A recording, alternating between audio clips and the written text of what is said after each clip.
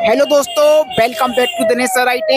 और आज अपन बात करना चाहते हैं आरपीएल के संबंध में। क्योंकि दोस्तों, यदि आप लोग आरपीएल का फॉर्म भरना चाहते हैं, मतलब CITS का शॉर्ट टर्म है, तो यहाँ पे जो NSTI इंदौर है, यहाँ पे जो प्रैक्टिकल होता है, आपका ट्रेनिंग मैथोलॉजी होता है, तो उसमें क्या क्या क्वेश्चन पूछे जाते हैं, आपको प्रैक्टिकल कैसे करना पड़ता है, इस वीडियो में हम जो भी आवेदक यहाँ पर आए हुए हैं उनसे स्टेप बाय स्टेप पूछे। इन्होंने क्या बताया, क्या इनको रिस्पॉन्स मिला, क्या इनकी कमियां हैं, ये सभी यहाँ पे बताने वाले हैं।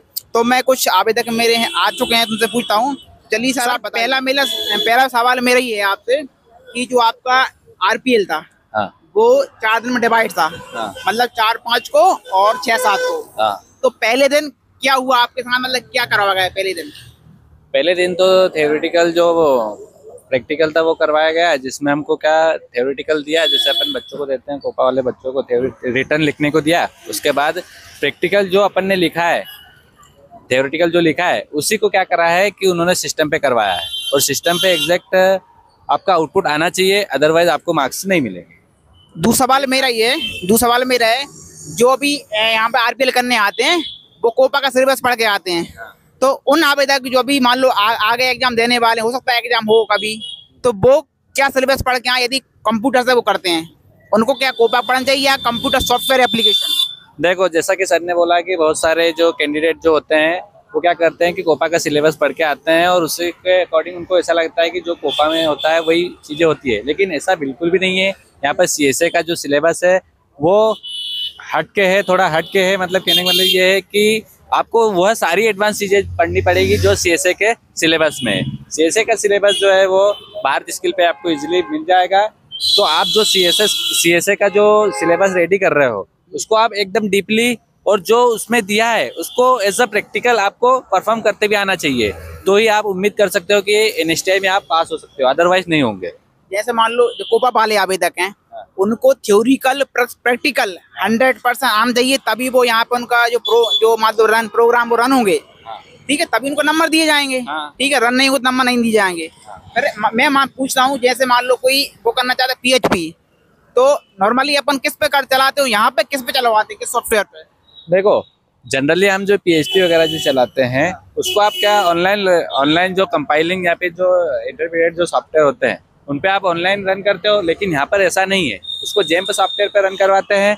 और साथ ही साथ यदि DBMS का यदि प्रैक्टिकल कर रहे हो तो नॉर्मली अपन किस में MS एक्सेस पे करते हैं, लेकिन यहाँ पर किस पे रन करवाते हैं, जेम्प सॉफ्टवेयर पर। तो आपको जेम्प सॉफ्टवेयर की भी प्रिपरेशन करके आना है। साथ ही साथ जितने भी जो प्रोग्रामिंग लैंग्वेजेस है जो सिलेबस में, उनका एज अ प्रैक्टिकल आपको मतलब पहले से प्रैक्टिस करके आना है। जैसे मान लो आपको जावास्क्रिप्ट पढ़ के आना है पूरा। हाँ। ठीक है, PHP आपको आना है, CS आना है, पाइथन आना है। हाँ।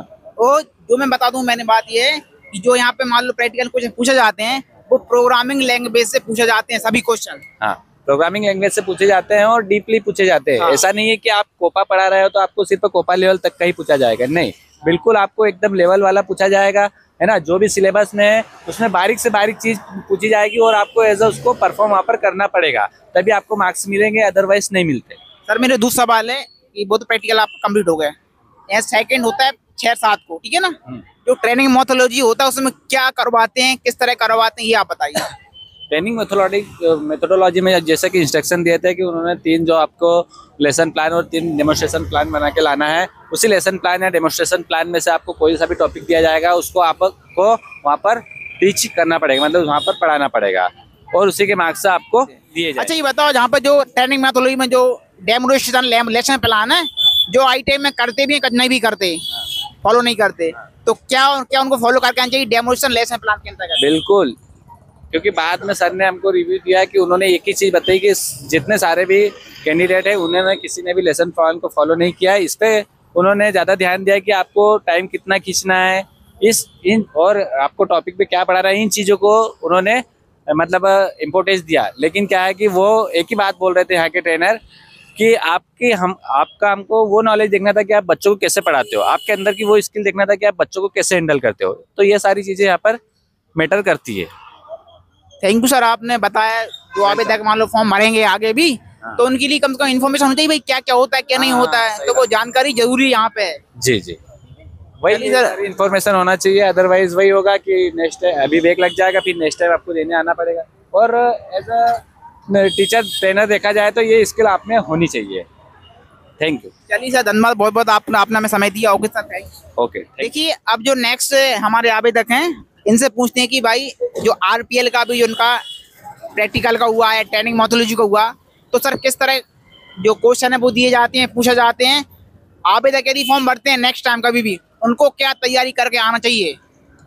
मैं यही कहूँगा कि जो आरपीएल या सीआईटीएस करते हैं उनको उसी सिलेबस से स्टडी करनी चाहिए। जो जो टॉपिक उसमें दिए रहते हैं, कुछ कैंडिडेट्स क्या करते हैं, गलती करते हैं, जैसे कि कोपा पढ़ाते हैं गेस्ट फैकल्टी में या ट्रेनिंग रेगुलर के तौर पे, तो वो लोग क्या करते हैं, कोपा से संबंधित सिलेबस तैयार करके आते हैं। जबकि यहाँ पर दिया जाता है जो आपका सीआईटीएस में जो सिलेबस दिया रहता है, उसी के आधार पर यहाँ पर प्रिपेयर करके आना पड़ता है। और ट्रेड प्रैक्टिकल में आपके जो भी कोपा के सिलेबस में जो भी आप बेसिक चीज़ें करते हो, जैसे कि जावा का प्रयोग नोटपैड पे करते हो, और एक्सेल क्या कहना चाहिए उसको, एडवांस एक्सेल वगैरह, और अपने पीएचपी और माई एसक्यूएल, ये चीज़ें हम आमतौर पर किस पे करते हैं, माई एसक्यूएल पे करते हैं, या तो फिर नोटपैड पर करते हैं, या तो फिर इसकी कोडिंग और अदर सॉफ्टवेयर पे करते हैं। जबकि यहाँ पर जेम्प सॉफ्टवेयर का प्रयोग किया जाता है, जिसमें आपके सभी चीज़ें इंक्लूड रहती है, पीएचपी वगैरह, जावा वगैरह और जावा स्क्रिप्ट, ये सभी आपके एचटीएमएल कोडिंग, ये सभी आपकी जेम्प पे होती है। चलिए सर, दूसरा सवाल मेरा ये है, अदर ट्रेड वाले हैं उनके लिए क्या सिलेबस वही फिक्स रहता है? जैसा फेडरल वाले हैं उनका सिलेबस वही रहता है जो पढ़ाते हैं वो आईटी में? उनका सिलेबस भी सीआईटीएस के तरह ही सीआईटीएस कोर्स के सिलेबस से मैच होना चाहिए। चलिए सर, बहुत बहुत धन्यवाद आपका, आपने हमें समय दिया। Okay sir. तो देखिए, मैंने 2 आवेदकों को रिव्यू लिया और उन्होंने यहाँ पर बता दिया कि प्रैक्टिकल में क्या पूछा जाता है, क्या तैयारी करके आनी है, ट्रेनिंग मेथोडोलॉजी में क्या पूछा जाता है, क्या तैयारी करके आनी है। यदि आप इस वीडियो को देखोगे तो आप स्टेप बाय स्टेप सीख जाओगे। यदि आप आगे कभी भी आते हो आरपीएल करने, तो आपको कोई प्रॉब्लम नहीं आने वाली। मतलब आपको जो सिलेबस है सीआईटीएस का, वो आपको पूरा पढ़ के यहाँ पे आना है। तो दोस्तों, आज की इन्फॉर्मेशन थी। कोई भी आपके डाउट है आप लोग कमेंट कर सकते हैं मुझे। चलिए फिर मिलते हैं नेक्स्ट वीडियो में नेक्स्ट जानकारी के साथ। वीडियो अच्छा लगा वीडियो को लाइक करें, शेयर करें। Okay, thanks.